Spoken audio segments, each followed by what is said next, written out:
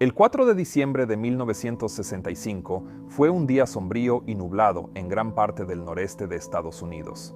Pero allá arriba en el cielo, por encima de 10.000 pies, el sol brillaba, como siempre, sobre un hermoso mar de nubes blancas y esponjosas. Ahora, a través de las cimas de las nubes, elevándose desde ese mar, un verdadero ícono de los años 50 avanzaba en crucero sin esfuerzo, un elegante y majestuoso Lockheed L-1049 Super Constellation, pintado con la librea blanca y azul de Eastern Airlines.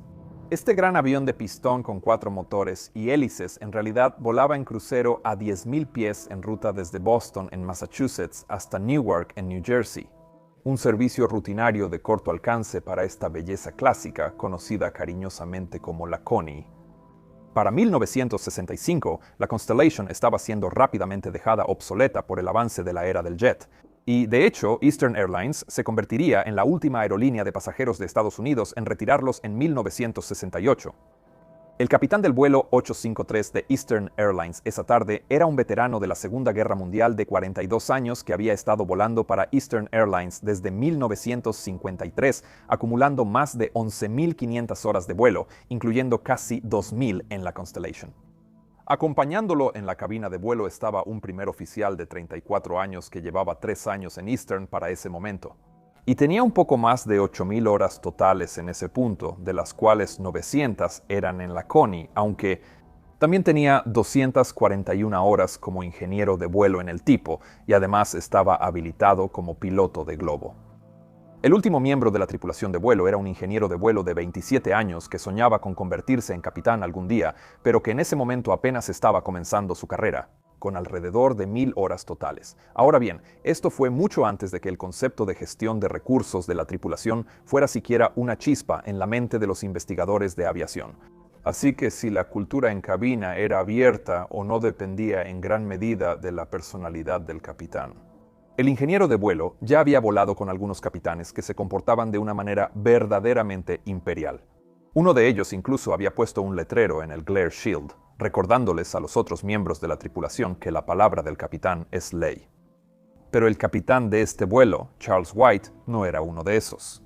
No, el ingeniero de vuelo lo encontraba amable y realmente respetuoso con su tripulación, y además parecía valorar sus aportes.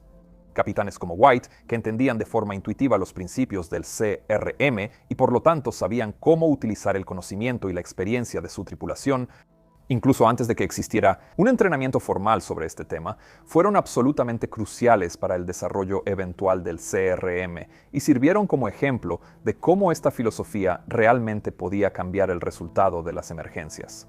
Y de hecho, la capacidad de esta tripulación para trabajar en conjunto pronto sería puesta a prueba de la forma más extrema, pero por ahora todo parecía normal. El vuelo 853 de Eastern Airlines había despegado de Boston a las 15:38 con 49 pasajeros y 5 miembros de la tripulación a bordo. Después del despegue, la tripulación había ascendido hasta su altitud de crucero planificada de solo 10.000 pies, lo cual estaba muy por debajo de lo que la Connie presurizada era capaz de alcanzar. Pero en una ruta corta como esta, que atravesaría algunos de los espacios aéreos más congestionados del país, tenía sentido mantenerse bajo y pasar por debajo del tráfico de jets más rápido que iba por encima de ellos. En la parte trasera, las 2 azafatas ahora se apresuraban a completar el servicio de bebidas y, curiosamente, también a cobrar el dinero de los tiquetes de los pasajeros. Verás, en los servicios tipo shuttle de Eastern Airlines, en ese momento, los tiquetes los vendían las azafatas y los pasajeros los pagaban durante el vuelo. Aparentemente, el precio de un tiquete de solo ida era de $14 de Estados Unidos en ese momento, lo que hoy equivaldría a unos $144. En fin, allá adelante, el primer oficial estaba operando ahora como piloto volando y el capitán como piloto monitoreando, mientras que el ingeniero de vuelo se encargaba de los sistemas de combustible y eléctricos totalmente manuales de la Constellation, así como de sus motores. Después de despedirse del Centro de Control de Tránsito Aéreo en ruta de Boston, o ARTCC, la tripulación pronto hizo contacto con el ARTCC correspondiente en Nueva York a las 16:10. Ahora el controlador de Nueva York estaba equipado con un sistema de radar temprano que podía mostrar la posición horizontal de una aeronave, pero en realidad no mucho más. El único tipo de radar disponible en ese entonces era el radar primario, que funcionaba haciendo rebotar señales de radio directamente en los objetivos en el cielo para medir su distancia y su marcación desde la antena del radar. El radar secundario, que interroga el transpondedor a bordo de una aeronave para mostrar su altitud, velocidad, rumbo, identidad y demás, obviamente no estaba disponible en 1965. Y esto significaba que los controladores dependían de los reportes de los pilotos para ese tipo de información, que luego usaban para proporcionar separación por altitud, distancia y tiempo entre los vuelos. Ahora bien, como la separación funcionaba de esa manera, con la pantalla de radar simple sirviendo solo para mejorar la conciencia situacional, esto no era técnicamente separación por radar como la conocemos hoy en día. La separación por radar es cuando el controlador usa el radar para determinar la posición y separar aeronaves basándose en esa información directamente. Separar aeronaves basándose en reportes de pilotos se llama separación procedimental. Y eso sigue lineamientos muy estrictos en cuanto al tiempo estimado relativo hasta un punto de cruce, la distancia entre vuelos y, por supuesto, la altitud. Pero sosteniendo ambos métodos de separación está el principio de separación visual, que también se llama ver y evitar. Lo que eso significa es que existe la expectativa de que todos los pilotos mantendrán vigilancia, buscarán cualquier otra aeronave y luego posiblemente maniobrarán para evitarla si es necesario. Estas tres capas de separación, radar, procedimental y visual, forman los pilares de la separación de aeronaves en todos los espacios aéreos hasta el día de hoy. Pero si recuerdas, en mi video anterior sobre el accidente del vuelo 182 de PSA, hablé de cómo, en ese caso, la separación basada en radar estaba disponible, pero luego no se usó porque se había aprobado la separación visual. Y eso mostró cómo estos métodos de separación aún no se entendían como redes de seguridad triple redundantes en 1978 y por lo tanto definitivamente tampoco en 1965. Y eso vale la pena recordarlo. En cualquier caso, allá en el ARTCC de Nueva York, la carga de trabajo esa tarde era de ligera a moderada, con un flujo constante pero fácilmente manejable de aeronaves entrando, saliendo y atravesando el área de Nueva York. Una de esas aeronaves era el vuelo 853 de Eastern Airlines, que como mencioné, volaba en crucero a 10.000 pies con un rumbo de 252 grados. Y la Connie estimaba pasar por el BOR de Carmel en el Valle del Hudson de Nueva York a las 16:18. Ahora bien, los controladores habían notado que el vuelo 853 no era la única aeronave estimada en Carmel alrededor de ese momento. De hecho, el vuelo 42 de Trans World Airlines, un Boeing 707, también se suponía que pasaría por el BOR exactamente a la misma hora. Este jet de 4 motores había salido de San Francisco esa mañana y ahora estaba descendiendo hacia el área de Nueva York desde su altitud de crucero de 37.000 pies, con 51 pasajeros y 7 miembros de la tripulación a bordo. Y en la cabina de vuelo de ese reluciente 707 se encontraba una tripulación extremadamente experimentada, comandada por un capitán de 45 años con más de 18.000 horas de vuelo, así como un primer oficial de 42 años con casi 13.000 horas y un ingeniero de vuelo de 41 años con más de 11.700 horas. Este capitán había estado volando para TWA desde septiembre de 1945, incorporándose apenas un mes después de que la Segunda Guerra Mundial hubiera terminado en el Pacífico, lo que sugiere que se unió a la aerolínea después de servir en el ejército. Pero el informe final no lo confirma. En cualquier caso, el vuelo desde California había sido completamente tranquilo hasta ese momento, y el vuelo 42 ahora estaba en proceso de descender hacia el recién renombrado Aeropuerto Internacional John F. Kennedy, bajo la guía por radar del ARTCC de Nueva York. Después de una autorización inicial de descenso a 25.000 pies, luego se les autorizó a descender más hasta 21.000 y finalmente a 11.000 pies, donde la tripulación se niveló por un breve tramo antes de llegar al BOR de Carmel, el cual, como mencioné, esperaban cruzar a las 16:18. En este punto, esta tripulación no tenía idea de la enorme amenaza que pronto estaba a punto de revelarse. Pero si hubieran tenido el tipo de ayudas digitales que tenemos hoy en día, bueno, entonces no habría sido una sorpresa tan grande. Ahora bien, dicho eso, la digitalización actual también ha venido con un precio. Por ejemplo, ¿alguna vez te has detenido a pensar cuánta información digital dejamos sobre nosotros mismos allá afuera en la web? Bueno, es mucha, y la mayor parte en este momento está siendo recolectada por intermediarios de datos y luego vendida al mejor postor. Así que si quieres asegurarte de que tus datos no terminen en manos de mercadólogos molestos, bancos o ciberdelincuentes, entonces deberías hacer lo que yo hago y usar al patrocinador de hoy, Incogni. Verás, Incogni persigue a estos intermediarios por ti y luego los obliga a eliminar tu información personal. Ahora, podrías intentar hacer eso por tu cuenta, pero eso probablemente significaría meses de trabajo tedioso.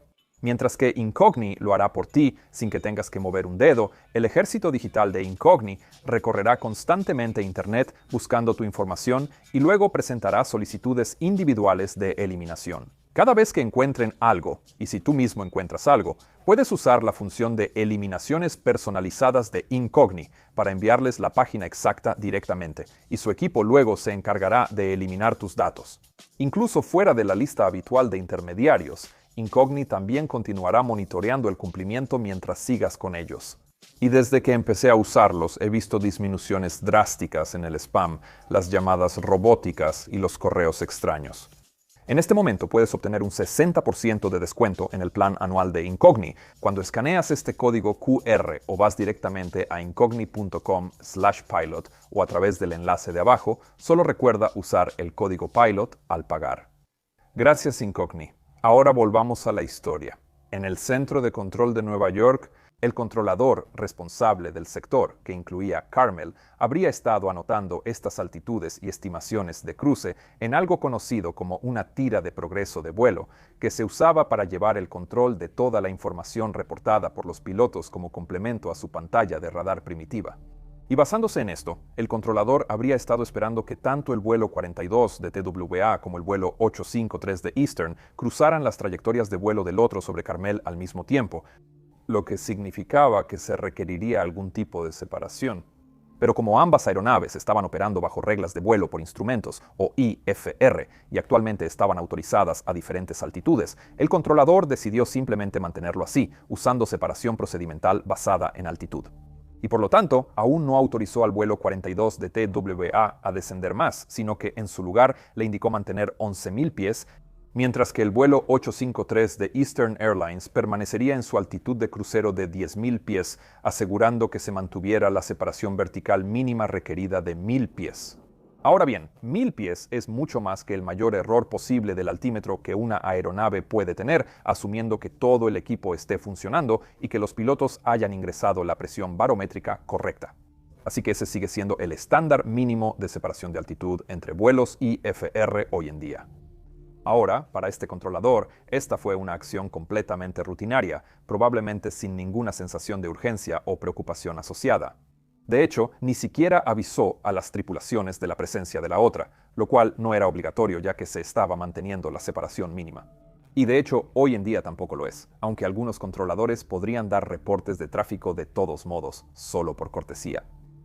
Pero recuerda lo que dije antes sobre los 3 tipos de separación como capas redundantes. Bueno, en ese momento, la separación procedimental y la visual a veces se veían como alternativas, en lugar de capas de seguridad complementarias. Por supuesto, el resultado más seguro obviamente se lograría si se usaran todos los métodos de separación disponibles. Lo que en este caso también habría significado decirle a la tripulación de Eastern Airlines algo como tráfico cruzando a sus 2 en punto a 11.000 pies en rumbo sur, un 707. Y luego decir lo contrario a la tripulación de TWA, porque, como ves, la separación visual es mucho más efectiva cuando los pilotos saben dónde mirar. Así que, si no se les dice que esperen tráfico, las probabilidades de que realmente vean a la otra aeronave son mucho, mucho menores.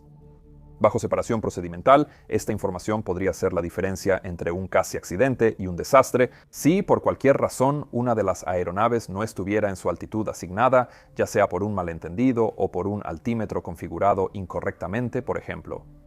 Ahora bien, todavía es, y siempre ha sido, discreción del controlador dar o no dar avisos de tráfico para 2 aeronaves IFR.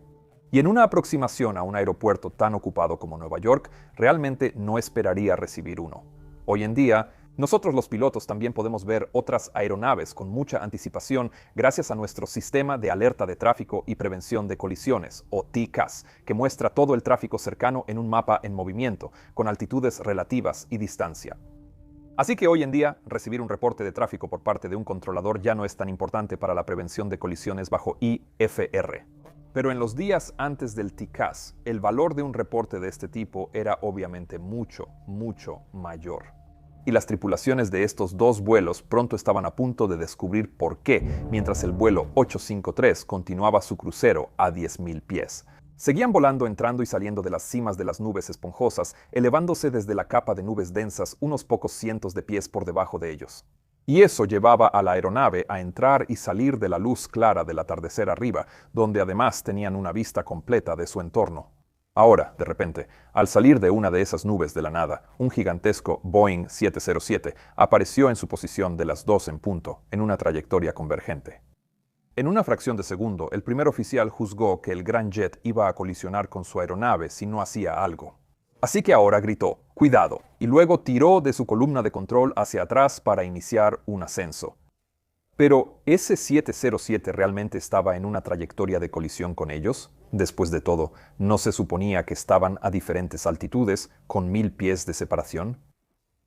Bueno, una posibilidad era que tal vez uno de estos aviones no estuviera en su altitud asignada. Hoy en día, esto sería una pregunta trivial de responder, pero en 1965 no era tan fácil. El 707 sí tenía un registrador de datos de vuelo, que mostraba que volaba nivelado a 11.000 pies, justo donde se suponía que debía estar, así que esa parte estaba clara. Pero la Constellation no tenía cajas negras en absoluto, porque en 1965 a las aeronaves de pistón no se les exigía tenerlas. Y como el radar tampoco registraba su altitud, la única forma de estar seguros de que la Connie realmente estaba a 10.000 pies era mediante el testimonio de testigos. Los pilotos habían reportado estar a 10.000 pies apenas unos minutos antes y no habían reportado haber cambiado su altitud desde entonces. Y más tarde, los exámenes de los altímetros mostraron que los pilotos también habían configurado la presión local correcta. En una demanda posterior, la defensa que representaba a los controladores de tránsito aéreo argumentó que la Constellation no estaba a 10.000 pies, basándose en el testimonio del capitán del 707, quien estimó que había avistado la Connie apenas entre 200 y 300 pies por debajo de él. Pero por otro lado, la última anotación en el registro del ingeniero de vuelo a bordo de la Connie mostraba el avión a 10.000 pies. Y además de eso, los pilotos de otras aeronaves en el área testificaron que las condiciones meteorológicas a 10.000 pies cerca del VOR de Carmel consistían en nubes esponjosas elevándose desde una capa de nubes densas inmediatamente por debajo, lo cual era perfectamente consistente con el testimonio de los pasajeros a bordo del vuelo 853. Por lo tanto, la evidencia respalda bastante fuertemente la suposición de que el vuelo 853 estaba a 10.000 pies cuando el primer oficial avistó al 707 viniendo hacia ellos a 11.000 pies. Entonces, ¿por qué pensó que los dos aviones estaban a punto de colisionar? Bueno, la respuesta a eso tiene que ver con cómo los pilotos juzgan las posiciones relativas de los aviones cercanos. Y acompáñame ahora porque esto va a ser un poco complicado. Verás, al hacer un juicio rápido sobre el riesgo de colisión que representa otra aeronave, los pilotos sopesan instintivamente varios parámetros, incluyendo la posición de la aeronave que se aproxima en relación con el horizonte, la tasa de línea de visión y la tasa de distancia. Ahora, la tasa de línea de visión es la velocidad a la que el objetivo se mueve en relación con el campo de visión general. Así que si el objetivo está en una trayectoria de colisión, bueno, entonces la tasa de línea de visión será 0, lo que significa que el objetivo permanece esencialmente estacionario en el campo de visión, solo haciéndose cada vez más grande. Ese cambio de tamaño a medida que el objetivo se acerca o se aleja se llama la tasa de distancia. Y si esa tasa aumenta rápidamente, bueno, entonces el observador juzgará que el riesgo de colisión es mayor. De manera similar, un estudio citado en el informe final sobre este accidente encontró que, cuando la tasa de línea de visión es menor a 6 minutos de arco por segundo, es probable que el observador determine que el objetivo representa una amenaza de colisión. Mientras que una tasa de línea de visión por encima de 9 minutos de arco por segundo, es probable que se perciba como un fallo de cruce. Sin embargo, en un caso en el que el objetivo y el observador están en trayectorias de cruce, pero a altitudes ligeramente diferentes, la tasa de línea de visión aún puede ser muy cercana a cero, con un cambio rápido en la tasa de distancia, imitando todas las señales de una colisión inminente. Por lo tanto, en este tipo de escenario, el factor dominante en la toma de decisiones del observador va a ser la altitud relativa percibida del objetivo. Y un piloto juzgaría instintivamente esa altitud relativa basándose en la posición del objetivo con respecto al horizonte. Básicamente, si el objetivo está claramente por encima del horizonte, pasará por encima, y si está claramente por debajo del horizonte, pasará por debajo. Así que esto significa, por supuesto, que si el objetivo está muy cerca del horizonte, entonces se juzgará que está a la misma altitud, y por lo tanto representa una amenaza de colisión. Ahora, lo que la investigación creyó que ocurrió aquí fue que la tasa de línea de visión y la tasa de distancia eran consistentes con una aeronave en una trayectoria de colisión. Así que el primer oficial habría analizado instintivamente la amenaza basándose en la posición del 707 con respecto al horizonte percibido. Y digo percibido porque en este caso no existía un horizonte verdadero. Los datos meteorológicos y los relatos de los pilotos mostraron que en ese momento existía un gradiente sobre el centro de Nueva York, con las cimas de las nubes a 10.000 pies cerca de Carmel, elevándose hasta 15.000 pies hacia el noroeste cerca de Syracuse. Y como esta capa de nubes era relativamente uniforme, esas nubes distantes y elevadas habrían creado la impresión de un horizonte que en realidad estaba más alto que el horizonte verdadero. Por lo tanto, cuando el primer oficial del vuelo 853 miró hacia su posición de las 12 en punto, estaba mirando hacia el noroeste, hacia un falso horizonte, que además coincidía con la línea de visión hacia el 707 que se aproximaba, y como resultado, habría juzgado instintivamente que el 707 estaba ahora a la misma altitud y a punto de impactarlos. Ahora, si el controlador le hubiera dicho que esperara un 707 a las 2 en punto y a 11.000 pies, aún podría haber puesto en duda esa altitud reportada al verlo por primera vez, debido a esta ilusión óptica. Pero esos segundos adicionales necesarios para hacer esta evaluación probablemente habrían sido suficientes para que se diera cuenta de que el 707 en realidad estaba por encima de ellos, y no era realmente una amenaza. Pero como el avión apareció ahora sin ninguna advertencia y su impresión inicial fue que representaba un peligro inmediato, reaccionó muy rápidamente, casi de forma instintiva, tirando hacia atrás para ascender por encima de él. Ahora hay que decir aquí que esto no es lo que se debe hacer en un caso como este cuando eres un piloto entrenado. Al igual que con otros tipos de ilusiones ópticas y sensoriales, nosotros los pilotos estamos entrenados para confiar en nuestros instrumentos y en el sistema. Y solo reaccionar ante una amenaza de colisión si es evidente que algo está mal. Si estás en un plan de vuelo IFR en espacio aéreo controlado y ves otro avión que parece estar en una trayectoria de colisión, lo más probable es que seas tú el que está equivocado, no todo el sistema de separación procedimental. Así que, por lo tanto, siempre deberías tomarte unos segundos para confiar, pero también para verificar. Y si este primer oficial hubiera hecho eso, no hay duda de que este accidente se habría podido evitar. Ahora, por supuesto, también entiendo que la línea de tiempo aquí estaba realmente comprimida y él percibió que necesitaba actuar de inmediato.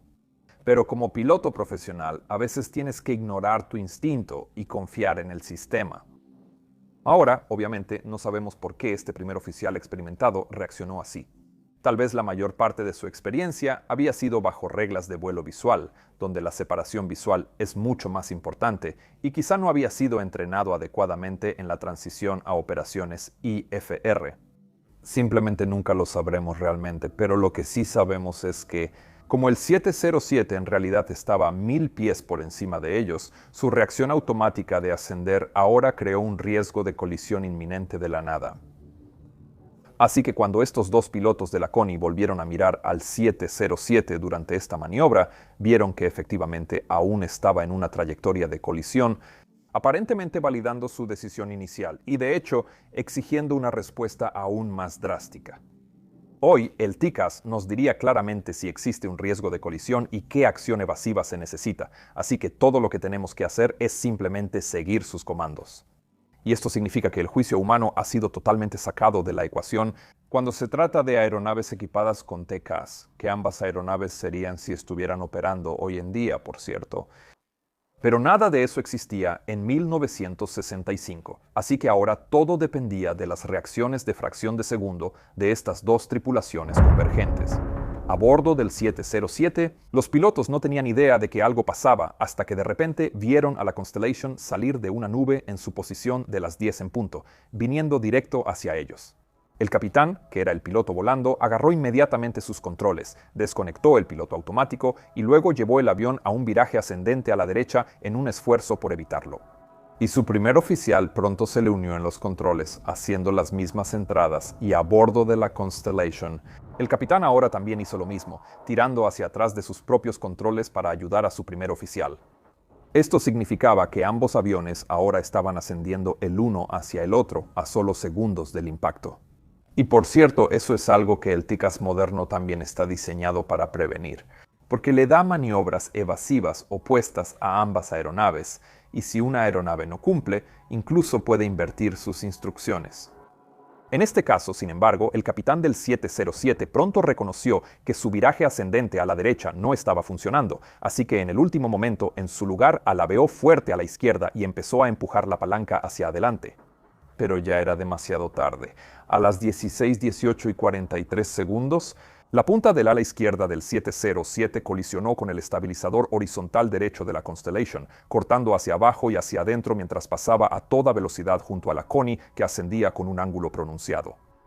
El impacto seccionó el estabilizador vertical derecho de la Constellation y parte del estabilizador horizontal derecho, así como los tramos exteriores de 7.6 metros del ala izquierda del Boeing 707, hasta llegar al pilón del motor número 1, y el ala del 707 y el motor número 1. Luego también golpearon de refilón la parte inferior del fuselaje trasero de la Constellation, arrancando varios sistemas clave, incluyendo el conjunto de asistencia hidráulica y los cables de control de los elevadores y el timón de dirección.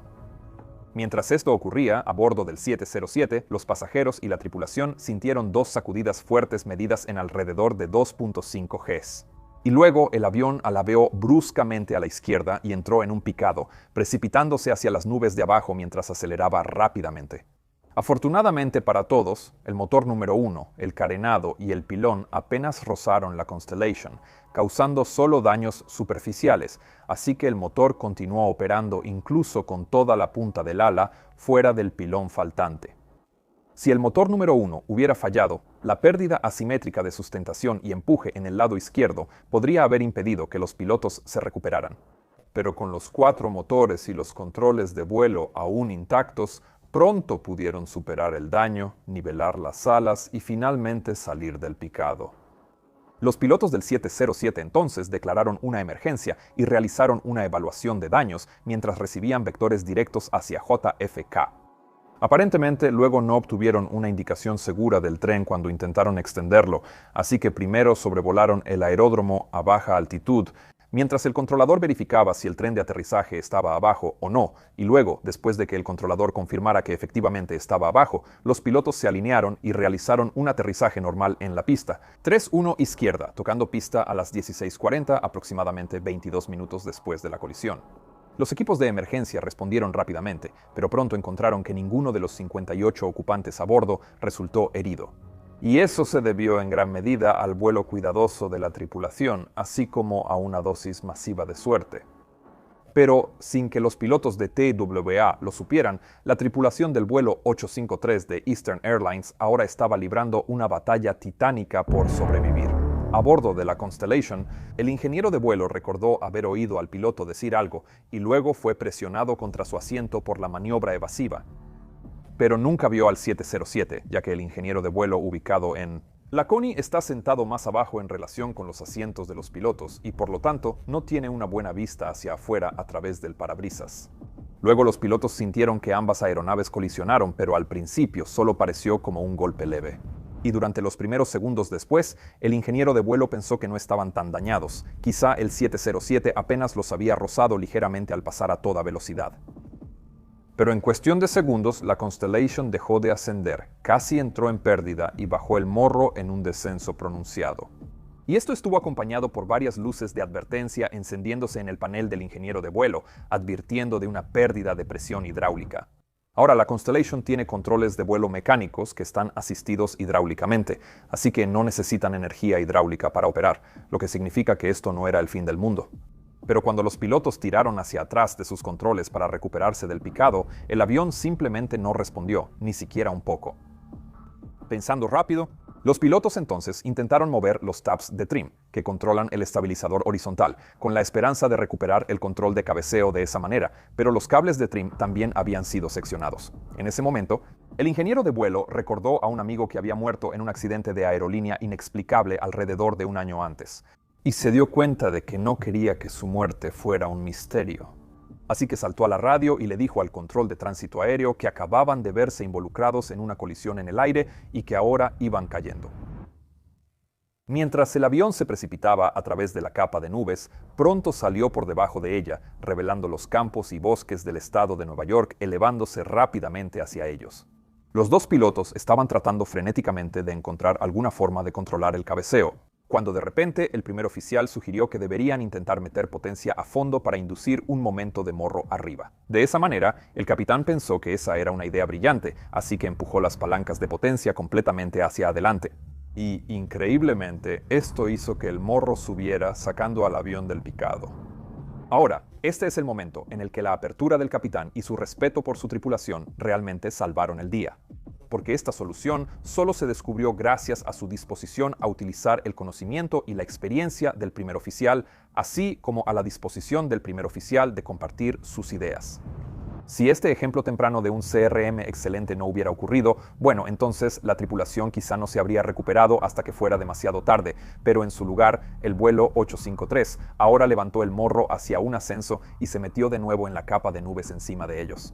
Después de un par de ciclos, subiendo y bajando, entrando y saliendo de las nubes, los pilotos entendieron que no tenían absolutamente ningún control sobre los elevadores, pero que podían cabecear hacia arriba aumentando potencia y hacia abajo reduciéndola mientras usaban empuje simétrico para virar. También pronto descubrieron que los ajustes de empuje necesarios para mantener un alabeo y un cabeceo estables solo permitirían una velocidad indicada de entre 125 y 140 nudos, lo cual era demasiado bajo para mantener su altitud.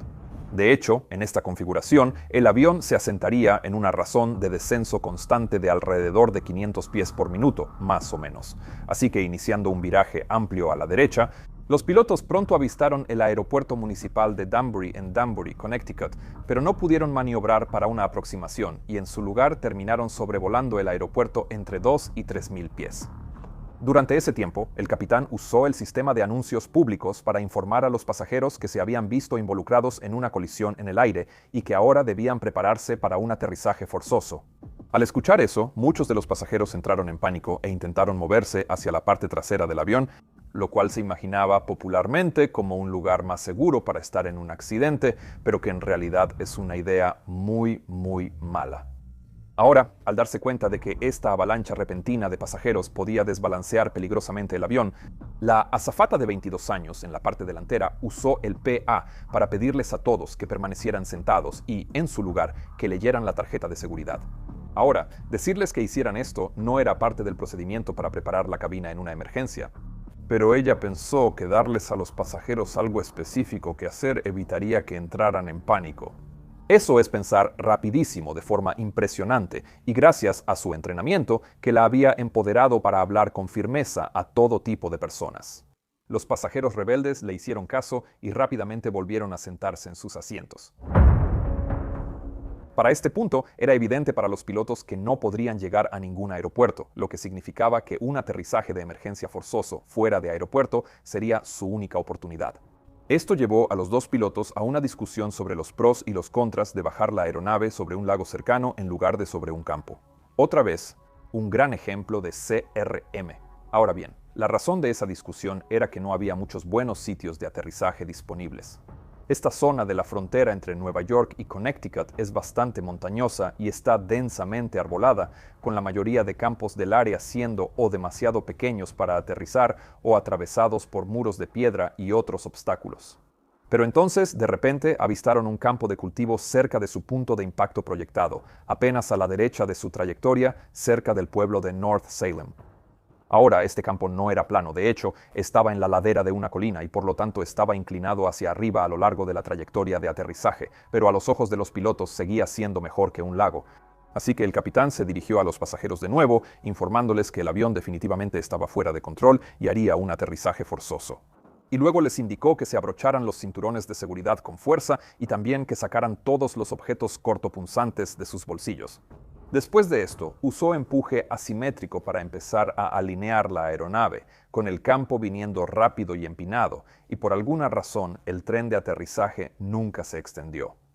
El informe final no entró en los detalles de por qué fue así, pero pudo haber sido porque sin potencia hidráulica, la tripulación habría tenido que hacer una extensión manual del tren complicada para la que simplemente no había tiempo. Pero mi suposición es que no se hizo porque cualquier cambio significativo en la configuración de la aeronave podría haber hecho que perdieran el poco control de cabeceo que les quedaba. En cualquier caso, ya no quedaba tiempo para preocuparse por eso. Mientras el campo se elevaba frente a él, el capitán hizo un último anuncio a los pasajeros instándolos a adoptar posición de impacto. Luego empujó brevemente las palancas de potencia hacia adelante para inducir un último momento de morro arriba para la recogida del aterrizaje. Ahora, si no hubiera cronometrado eso perfectamente, el avión se habría enterrado de nariz primero en el campo con esa inclinación pronunciada. Pero esta aplicación de potencia ahora solo elevó el cabeceo lo suficiente como para suavizar el descenso del avión hacia la ladera, evitando un impacto inicial catastrófico. La Constelación ahora pasó rozando una casa de campo mientras descendía, haciendo que dos niños pequeños salieran corriendo para apartarse. Luego golpeó un árbol con su ala izquierda a una altura de 46 pies y después de eso siguió hacia adelante hasta que el ala izquierda golpeó un segundo árbol, lo cual finalmente la arrancó por completo. Este impacto perforó los tanques de combustible e inició una bola de fuego mientras el resto del fuselaje finalmente golpeó el suelo y empezó a deslizarse cuesta arriba. La fuerza del impacto final partió la cabina en 3 secciones que giraron casi 180 grados mientras el avión finalmente se deslizaba hasta detenerse, quedando detenido, ahora mirando en sentido contrario a la dirección de la que venía. A pesar del daño severo en el avión, las fuerzas del impacto habían sido lo suficientemente leves como para que casi todos los asientos permanecieran sujetos al piso en lugar de colapsar como un acordeón. La única excepción fue la fila de asientos 14C-DE, que había sido expulsada hacia afuera por una abertura en el fuselaje, pero luego quedó detenida en el campo, afuera, con su único ocupante en gran parte ileso. Dentro de la cabina, los otros 53 pasajeros y la tripulación sobrevivieron milagrosamente al accidente, pero esta pesadilla todavía estaba lejos de terminar. Verás, tan pronto como la aeronave se detuvo, estalló un incendio violento en el lado izquierdo, enviando humo a raudales hacia los pasillos. Los pasajeros de inmediato empezaron a seguir los gritos de la tripulación de cabina, huyendo por rupturas en el fuselaje, así como por las salidas de emergencia, perseguidos por el humo negro asfixiante. El ingeniero de vuelo recobró el sentido fuera del avión, donde alguien debió haberlo ayudado, probablemente el capitán, y el primer oficial también estaba allí, herido pero con vida. Pero como los capitanes de barco de antaño, el capitán Charles White no iba a abandonar su avión, mientras los pasajeros bajo su cuidado todavía estaban luchando por escapar, según el testimonio de un sobreviviente. En un acto de gran heroísmo, White ahora volvió a trepar para entrar de nuevo al avión en llamas con el fin de intentar salvar a cualquiera que aún estuviera allí dentro.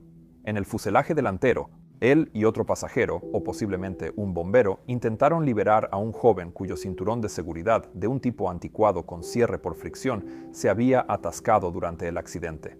Una versión de la historia dice que White y su ayudante intentaron sin éxito liberar al hombre. Luego salieron un momento por aire antes de que el capitán White se diera la vuelta y entrara de nuevo, solo para que una explosión terminara envolviendo la cabina. Pero otra versión dice que White y el ayudante intentaron liberar al hombre, pero el ayudante luego se fue. Cuando el humo se volvió demasiado espeso para respirar y solo en esa oscuridad tóxica, el capitán White entonces siguió con su esfuerzo por su cuenta para no volver a salir jamás. Ahora, exactamente qué ocurrió dentro de este avión nunca se sabrá con certeza, pero lo que sí sabemos es que el cuerpo del capitán White fue encontrado más tarde justo dentro de la puerta de salida delantera izquierda, mientras que el cuerpo del pasajero atrapado fue encontrado en el pasillo cerca de las filas 7 y 8, y la causa de muerte se determinó como inhalación de humo. Así que es posible que el capitán White o bien liberara al pasajero o se rindiera intentando y luego intentara salir, solo para que ambos hombres sucumbieran a los vapores nocivos mientras intentaban llegar a la salida. Otros 2 pasajeros que quedaron gravemente quemados durante la evacuación murieron más tarde en el hospital, llevando el total final de fallecidos a 4, lo cual, como en una tragedia griega, tristemente incluyó al mayor héroe de la historia. El capitán Charles White fue enterrado más tarde con honores militares completos en el Cementerio Nacional de Arlington, junto a quienes se perdieron en la Segunda Guerra Mundial. La investigación del accidente por parte de la Junta de Aeronáutica Civil, la predecesora de la NTSB, determinó que la causa del accidente fue la mala apreciación por parte de la tripulación del vuelo de Eastern Airlines de su separación de altitud con respecto al 707 debido a una ilusión óptica, así como las maniobras evasivas resultantes y las contramaniobras por parte de la tripulación del 707. Una demanda civil presentada por la viuda del capitán White finalmente terminó sin fallo contra nadie, ya que el juez determinó que no había evidencia de negligencia por parte de ninguna de las partes involucradas. El informe final del CAB sobre el accidente no fue muy detallado, así que mucho de lo que sabemos sobre los esfuerzos por salvar al vuelo 853 provino de testimonio de testigos. Pero lo que sí sabemos con certeza es que esta historia es un gran ejemplo de por qué hacemos las cosas de la manera en que las hacemos hoy. Desde la forma en que los controladores de tránsito aéreo piensan sobre la separación hasta tecnologías como el TCAS que nos ayuda a los pilotos a evitar colisiones como esta. También es una historia de una tripulación de vuelo que estaba adelantada a su época y utilizó los principios de lo que hoy consideramos gestión de recursos de la tripulación para poner su avión incapacitado en tierra de la manera más segura posible. Ahora, quería terminar este año con una historia más positiva para mostrar cómo una pericia aérea extraordinaria y el CRM realmente sí marcan la diferencia. El punto central de este canal es explicar lo inexplicable a quienes necesitan escucharlo. Y con suerte también hacer que la aviación sea un poquito más segura al inspirar conocimiento y buenas actitudes en la próxima generación de aviadores. Ahora, tú también puedes ser parte de esa misión y unirte a nuestra tripulación de Patreon escaneando este código QR o entrando a patreon.com/join/mentorpilot a través del enlace aquí abajo. Ahora tenemos cerca de 15 personas trabajando tiempo completo en este proyecto y nuestros Patreons, patrocinadores, y todos los que compran en nuestra tienda de merch realmente ayudan a pagar esos salarios. Mi nombre es Peter Hornfeld y desde el fondo de mi corazón, gracias, y les deseo a todos un fantástico año nuevo. Chao, chao.